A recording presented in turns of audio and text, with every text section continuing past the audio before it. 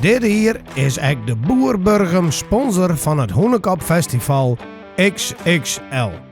In 1946 richtte Paken Heinze de Boer het bedrijf op als een agrarisch leenbedrijf. En in 1974 neemt zoon Harry de Boer senior het bedrijf over en ontwikkelt zich verder in de kraanverhuur en groenverzet.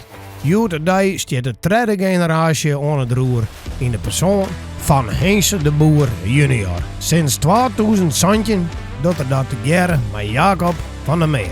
En op deze foto zien we hier zelfs nog de vierde generatie alweer klaarstaan. In de persoon van Harry junior. Dagelijks zetten ze 80 werknemers zich in voor een groot verschaat aan interessante projecten. Zoek eens op deboerburgum.nl en lees je meer over.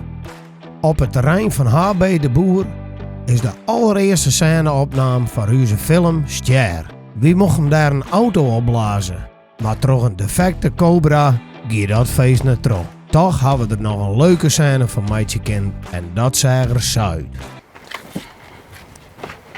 En nou, wat zilverloor heb je? Oh, net dan? Leven Scott. Onkruid vergeet net. Hey, daar is helemaal gelijk, jongen.